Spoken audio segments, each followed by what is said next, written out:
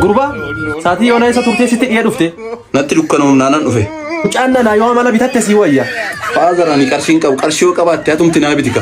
Ala mucaa ko sadii si footu mee suuqittan si ergadhame. Kai deem hin jecha jirti miti kai ka. Labbaa saayidhaati ma quufte tasiifan godha gaaf tokkichi. Abu ani dura yuu nama safara wajjin waliin galu. Maazar waan nyaatamu naa kennime. Haan nyaatamu jiru takkittiin mana keessan jiru waan nyaatamu. Maaleek dure bilbilaa fi ka bilbilaa fi. Waadu kana nyaadhuuti daddaftee suuqiin adeemta. Bishaan asii kenna kubbaa isa gurra qabu natti kennime. Eega gurra qabeettee waamtu ni ree Maazar.